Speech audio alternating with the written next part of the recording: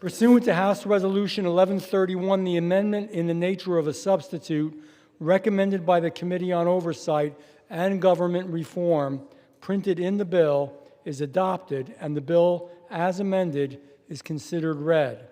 The bill, as amended, shall be debatable for 1 hour, equally divided and controlled by the chair and ranking minority member of the Committee on Oversight and Government Reform or their respective designees.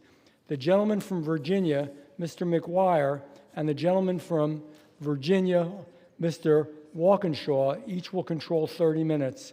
The chair recognizes the gentleman from Virginia, Mr. McGuire.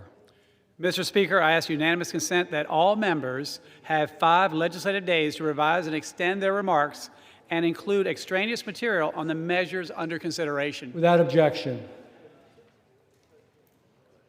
Mr. Speaker, I yield myself such time as I may consume. The gentleman is recognized. Thank you, Mr. Speaker. I support the Make the District of Columbia Safe and Beautiful Act of 2025, which codifies core components of President Trump's Executive Order 14252, titled Making the District of Columbia Safe and Beautiful Again. Our nation's capital is a direct reflection of our great country and should be a symbol of pride for the American people and a safe and beautiful location for all who reside and visit.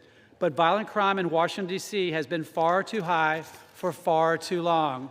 The Oversight Committee's investigation into D.C. crime has shown that lawlessness and violence on D.C. streets is not an inevitability.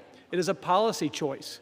Specifically, we showed that D.C. leadership pressured and at times directed police commanders to manipulate crime data in order to maintain the appearance of low crime in the nation's capital. You have to ask yourself, why would the Democrat D.C. City Council do that? They sought to deceive the American people because their misguided policies hurt American citizens. Unfortunately, years of soft-on-crime policies have turned Washington, D.C. into a city with high crime rates, rampant homelessness, and graffiti on historic buildings and monuments. Symbols of our great nation, such as the Washington Monument, the Lincoln Memorial, and the World War II Memorial, have all been vandalized and defaced over the years. President Trump and congressional Republicans are tackling crime in Washington, D.C. head-on. H.R. 5103 establishes the D.C. Safe and Beautiful Commission, made up of key federal law enforcement and other federal partners, to focus on ensuring the safety of district residents and visitors through full enforcement of federal and local laws in the district. The Commission will develop recommendations on how to prioritize safety of the district's residents and visitors. This bill also requires the development and implementation of a D.C. beautification plan. Key federal and local leaders will be tasked, and I'm going to repeat that one, key federal and local leaders will be tasked with coordinating the cleanliness of the district's facilities, infrastructure, and parks. These leaders will also work to restore federal public monuments, statues, markers, and similar properties that have been defaced. Every day, my constituents from Virginia's 5th Congressional District visit D.C. for work, travel, and even so my office can coordinate tours for them. My constituents, as well as all who work or live in or travel to D.C., should feel safe while walking down the street. Today, congressional Republicans will again show that we are the party of law and order by voting to support H.R. 5103. I reserve the balance of my time. The gentleman reserves. The gentleman from Virginia is recognized. Thank you, Mr. Speaker. I yield myself such time as I may consume. Without objection. I rise in opposition to the so-called Make the District of Columbia Safe and Beautiful Act. This is yet another example of the majority wasting our time here, dictating local decisions in D.C., instead of doing our jobs focusing on the real issues affecting the American people. As we speak, President Trump has us engaged in an unconstitutional, reckless war with Iran. Gas prices, $4 a gallon. TSA lines approaching 4 hours. Republicans have stripped health care from millions of Americans while giving big tax cuts to billionaires. Masked federal agents have killed Americans on our streets. So what legislation do Republicans bring to the floor today? Legislation to bring down high costs that American families are struggling with? No. Legislation to address the healthcare crisis and the fact that in our own Commonwealth of Virginia, 9 rural hospitals are at risk of closing? No. A bill to further the president's seeming desire to make himself the king of the District of Columbia. In this Congress, the Oversight Committee has spent a lot of time meddling in local D.C. matters, and none holding the Trump administration accountable for corruption, its cover-up of the Epstein files, and for the failure to deliver the lower costs that the president promised.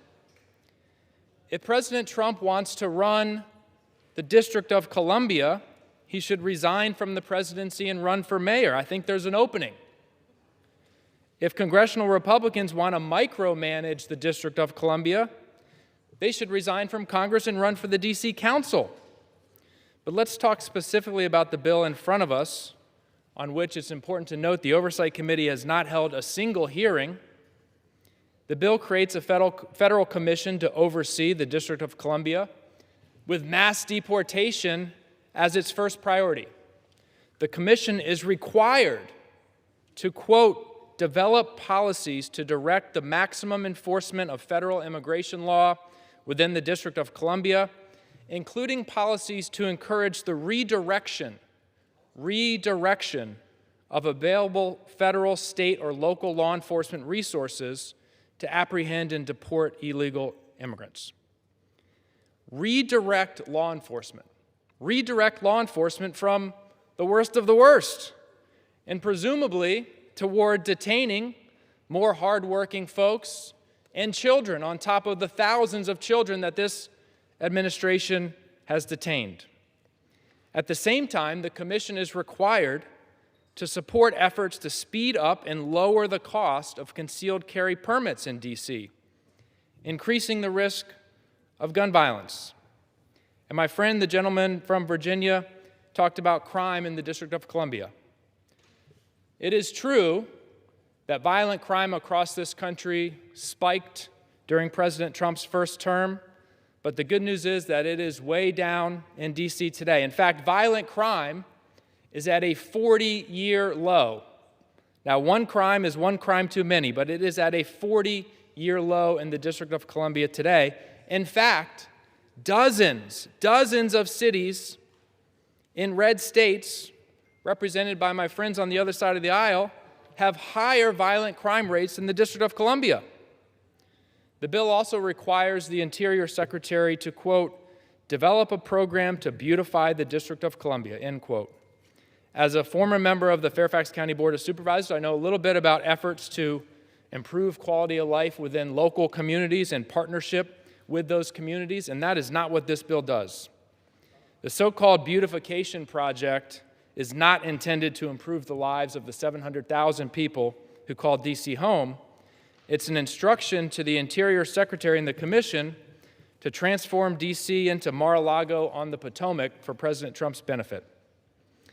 If my friends on the other side were serious about making D.C. safer and more beautiful, they wouldn't have blocked the district from spending its own tax revenue last year. They blocked the use of $1 billion in local D.C. funds that could have gone towards locally directed efforts that would have made D.C. safer and more beautiful for its residents.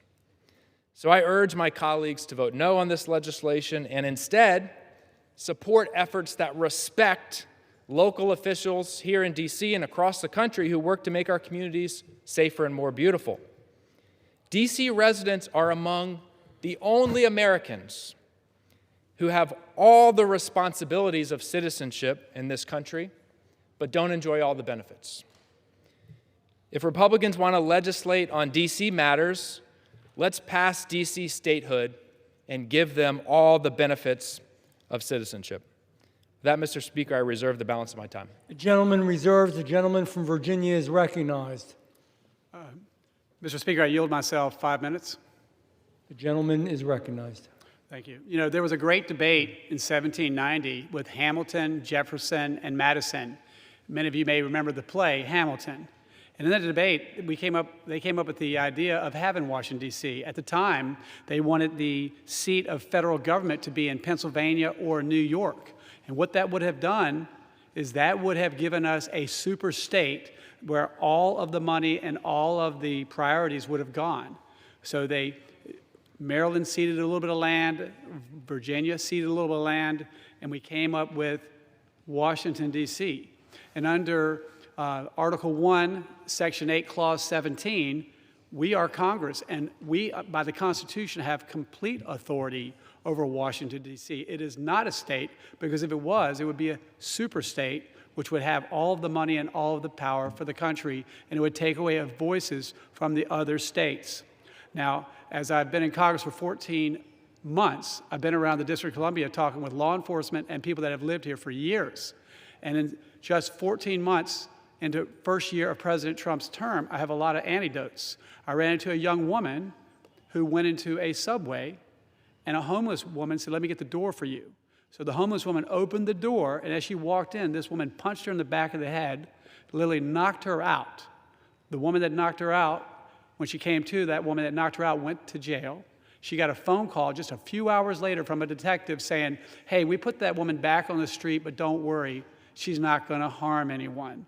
It seems like the policies coming out of the D.C. City Council they indicate to the American citizens visiting and living here that police are bad, criminals are good, and nobody cares about the victim. They've made a mockery of the criminal justice system. So again, that authority is Congress, and this bill codifies that. My bill codifies many elements of President Trump's successful executive order until 2029, ensuring there isn't a backslide into lawlessness in the city. I had a young woman come up to me and said, "I walk my dog at 8 p.m. I didn't understand what that meant.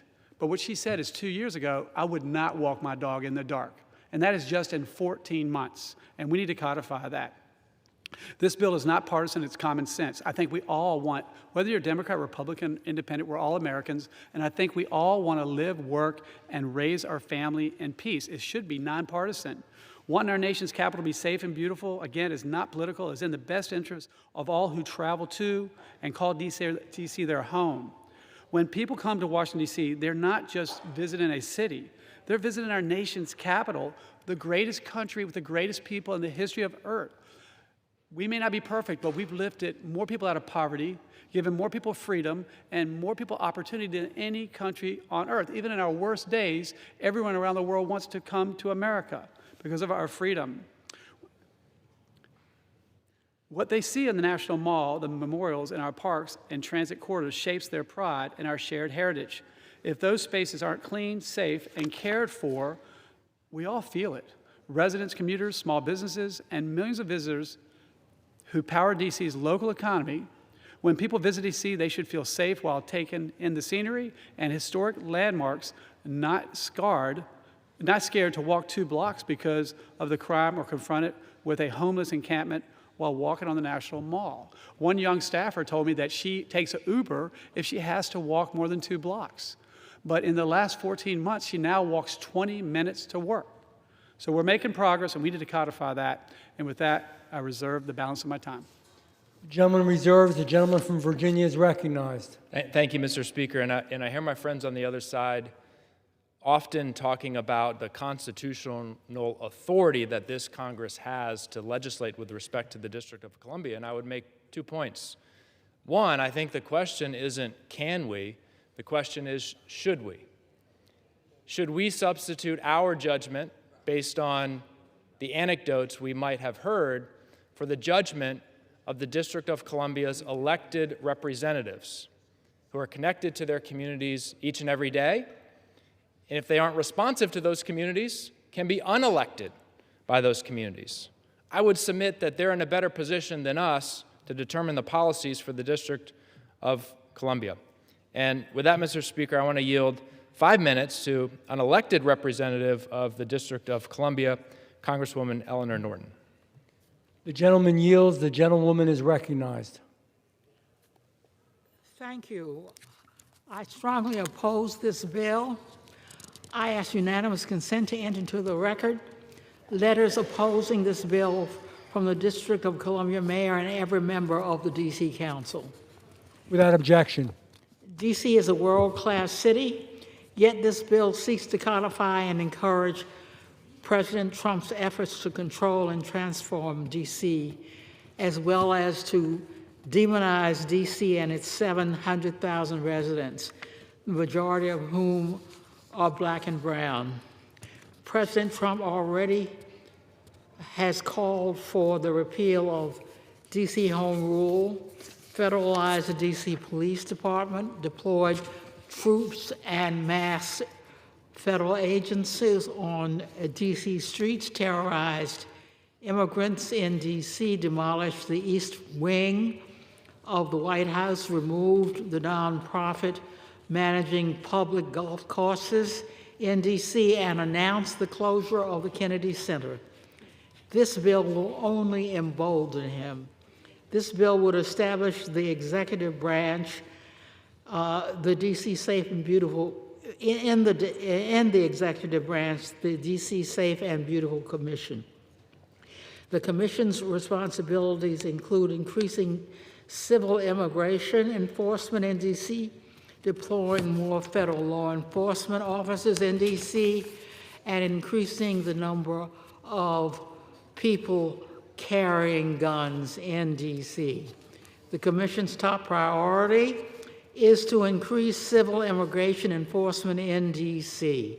Specifically, the Commission is required to ensure the, quote, maximum enforcement of federal immigration law within the District of Columbia, including the policies to encourage the redirection of available federal, state, and local law enforcement resources to apprehend and deport illegal aliens, close quote, and to monitor the DC's compliance with the enforcement of federal immigration law. The Commission is also required to facilitate the deployment of a more robust federal enforcement presence in D.C. and to increase the speed and lower the costs of processing concealed carry permits in D.C. However, D.C. does not want mass federal agencies terrorizing communities, separating families, and destroying the community trust needed for effective local policing or more guns in the streets. This bill would also require the Secretary of Interior to develop a program to beautify D.C., even though D.C. is already one of the most beautiful cities in the world. This Congress, Republicans have filed over 100 bills, amendments, and orders to repeal, amendment, or block D.C. from carrying out local laws and policies.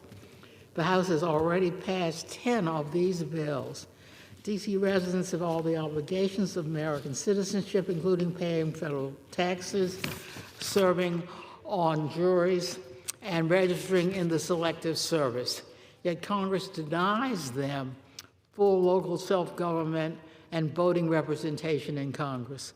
The only solution to this undemocratic treatment is to grant D.C.'s statehood. Congress has the authority to admit D.C. as a state. The D.C. statehood bill, H.R. 51, would reduce the size of the federal district from 68 square miles to 2 square miles, consisting of the White House, the Capitol, the Supreme Court, and the National Mall. The residential and commercial areas of D.C. and would be a new area. I urge my colleagues to vote no on H.R. 5103. I ask unanimous consent to enter into the record a letter opposing this bill from Brady United Against Gun Violence. Without objection, the gentleman yields. The gentleman I reserve the balance of my time. reserves. The gentleman from Virginia is Mr. recognized. Mr. Speaker, I yield myself 6 minutes. Without objection. Reckless D.C. City Council policies have caused citizens from all over the United States and in D.C. to be robbed, raped, and murdered. They're reckless. They're not getting the job done, which is why we need to do this bill. In Oversight Committee, we pointed that out. MPD, Metropolitan Police, D.C., Chief Pamela Smith actually resigned immediately following the release of the Oversight Committee's report. Why would they cover up these crimes? It's to trick the American people so they don't understand how bad their policies are. In 2023, there were 274 homicides in District D.C., a 20-year high. In 2024, D.C. had the fourth highest homicide rate in the country. While these crime statistics are troubling on their own, they significantly understate the level of crime in the D.C. Area. Last year, an investigation into D.C.'s crime statistics by the Oversight Committee revealed that D.C. leadership pressured and at times manipulated crime statistics to maintain the appearance of low crime in our nation's capital. This pressure demoralized the D.C. Metropolitan Police Department, making the city less safe. President Trump's crackdown on violent crime in D.C. last year resulted in a significant drop in crime and increased arrests. My bill, H.R. 5103, facilitates the deployment of more robust federal law enforcement presence in D.C. in coordination with local law enforcement, providing vital support to ensure that both federal and local laws are being followed to keep D.C. safe. Now, sanctuary cities are sanctuaries for criminals. If you're a criminal, would you rather go to a city where local federal police authorities cooperate, communicate, work as a team, or would you rather go to one where they don't work as a team? They have not been working as a team in D.C., and it's caused people to die. And that's unacceptable. On the concealed permit aspect of the bill, D.C. has some of the most complicated and strict gun laws in the country. Law-abiding residents who wish to protect themselves and their loved ones are forced to wait 4 months on average for a concealed carry permit appointment. This is unacceptable and frankly infringes on our Second Amendment rights, which are enshrined in our founding documents. Criminals don't care about the law. My bill establishes the District of Columbia Safe and Beautiful Commission, which will collaborate with appropriate local government entities to speed up and reduce the cost of D.C.'s concealed carry permit process. Criminals do not care about the law. You can create whatever law you want and try to get guns out of D.C. The criminals do not care. They're always going to get a gun, and you're making law-abiding citizens helpless victims. The only people who are affected by D.C.'s complicated process are law-abiding residents. Streamlining concealed carry permits will decrease crime by allowing law-abiding citizens to better protect themselves and their families. And with that, I reserve the balance of my time. The gentleman reserves. The gentleman from Virginia is recognized. Thank you, Mr. Speaker. With respect to the concealed carry permit and streamlining the process, one of the aspects of the district's process that does take a little bit of time is the requirement for range training. So I suspect that what the gentleman means when he says he wants to streamline the process for concealed carry permits in D.C. is he wants folks to have a concealed carry permit without completing range training. I know some people have that philosophy. I don't think that would make the District of Columbia safer. With respect to the crime data manipulation, as the gentleman noted, last year the Republicans on the Oversight Committee investigated alleged crime data manipulation in D.C. By the way, it's the same crime data that today they and President Trump celebrate, as he claims to have eliminated violent crime in the District of Columbia. And the investigation backfired on my Republican friends almost as soon as it began, thanks in large part to the testimony of every one of the 8 current and former D.C. police commanders who sat down for transcribed interviews. That investigation proved, I think, not what they hoped it would prove. Evidence was that President Trump was not telling the truth and is not telling the truth about crime in D.C. to justify his federalization of the D.C. police and deployment of troops on D.C. streets. It undermined Republican attacks on home rule by showing that D.C. was successfully reducing crime before the federal intervention. Every single one of those commanders testified that D.C. was experiencing a sustained decrease in crime over 2 years, well before President Trump's administration. Commander after commander testified that the data recording this trend wasn't manipulated. In fact, it was the very data they were using every day to help successfully drive down crime.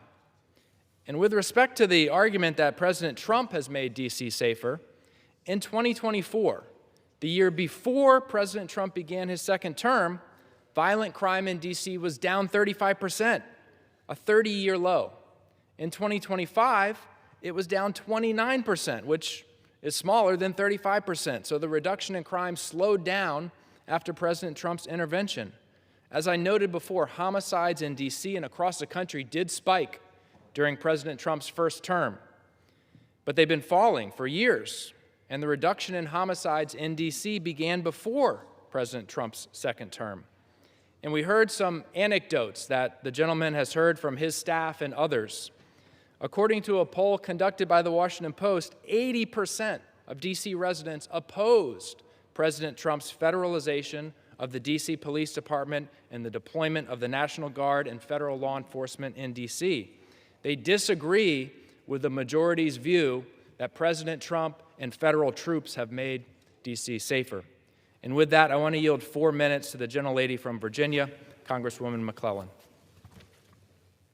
Members are reminded to refrain from engaging in personalities towards the President of the United States. The gentlelady is recognized. Thank you, Mr. Speaker. I rise in opposition to H.R. 5103, the Make the District of Columbia Safe and Beautiful Act of 2026. For this reason, and at the appropriate time, I will offer a motion to recommit this bill back to committee. If the House rules had permitted, I would have offered the motion with an important amendment to this bill.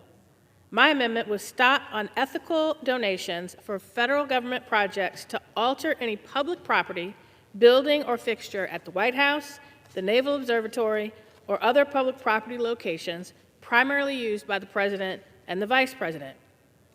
During the longest shutdown in our nation's history, the Trump administration clearly showed the American people where its priorities lay and began demolishing the 123-year-old East Wing to build a gilded ballroom similar to that of his private billionaires club at Mar-a-Lago. Not only does the demolition undermine the historical preservation without a public review process, but it also constitutes another ethical violation by the administration, as private donors fund the construction without input from the National Park Service. This bill is just one in a series of the majority's and this administration's misguided priorities, whereby their answers to solving our immigration problems is advancing policies that would subject the district and cities across the nation to a brutal and indiscriminate crackdown on immigrant communities. While stating that he would go after, quote, the worst of the worst, the president has instead targeted families, permanent residents, refugees, students, and asylum seekers. Instead of taking actions that make us safer, the administration has opted for showy displays of force, all to jack up its detention and deportation numbers. The Trump administration, in its relentless drive to use ICE and Customs and Border Patrol as an instrument of cruelty towards our immigrant communities, has abandoned the Department of Homeland Security's core mission of keeping the homeland safe. Hundreds of intelligence officers with DHS's intelligence office have been directed to focus on immigration enforcement, resulting in fewer intelligence briefs reaching local officials and police departments. At a time when the president has dragged us into his war of choice with Iran that puts our service members in harm's way with no clear long-term strategy, we absolutely cannot afford to leave ourselves so vulnerable to attack.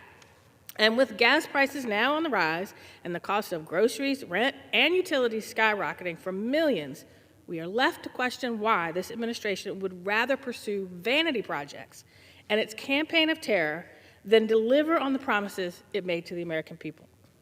I ask unanimous consent to insert into the record the text of this amendment, and I hope my colleagues will join me in voting for the motion to recommit. Without objection, the gentlelady yields. Reserve the balance of my time. The gentleman reserves. The gentleman from Virginia is recognized. Mr. Speaker, I yield myself 3 minutes. Without objection. Awesome. Well, you know, crime statistics coming from the other side, obviously I can't see them being reliable. Especially as a member of the Oversight Committee, we talked about the D.C. Metropolitan Police Department. Chief Pamela Smith resigned immediately following the release of the Oversight Committee report, where they had clear cover-up on crimes to make it look like D.C. crime is not accurate. Since President Trump's federal enforcement action, the D.C. crime, especially violent crimes, has truly drastically decreased. Carjackings have dropped 87%. This is proof that increased federal and local cooperation is essential to reducing crime in D.C. Again, if you're a criminal, you'd rather go to a city where they don't cooperate, communicate, work as a team. We are ensuring that they cooperate, communicate, work as a team, and they'll be less attracted to D.C. Mayor Bowser herself stated that she appreciated the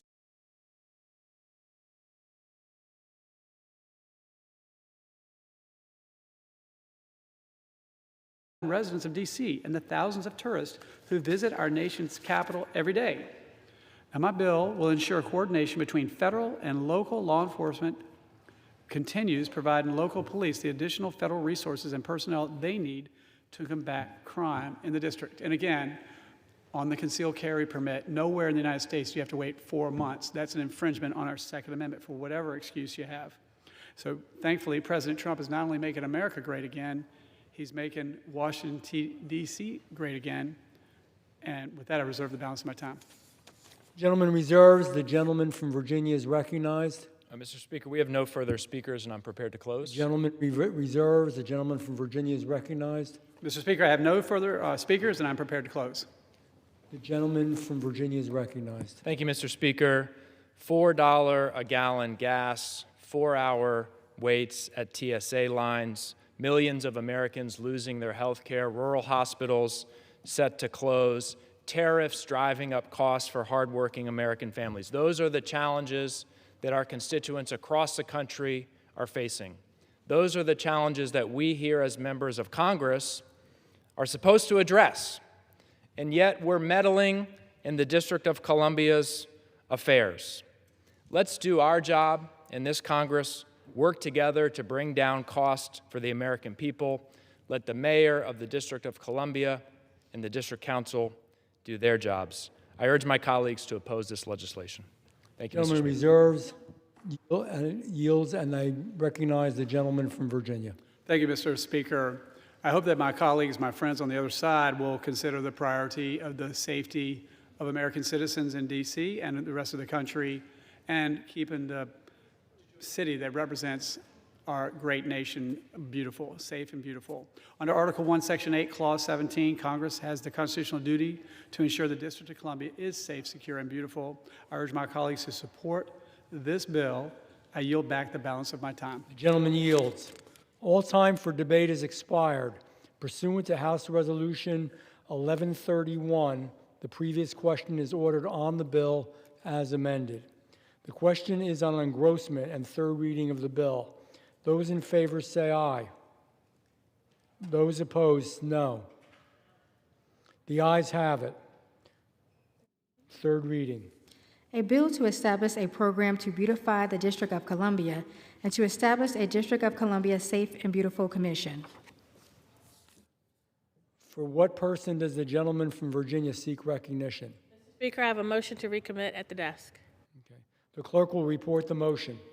Ms. McClellan of Virginia moves to recommit the bill H.R. 5103 to the Committee on Oversight and Government Reform. Pursuant to Clause 2B of Rule 19, the previous question is ordered on the motion to recommit. The question is on the motion. All those in favor say aye. All those opposed say no. The ayes have it. The motion is not agreed to. Wait, is it? For what purpose does the gentlelady from Virginia rise? I ask for the yeas and nays. Yeas and nays are requested. Those favoring a vote by the yeas and nays will rise. A sufficient number having risen, the yeas and nays are ordered.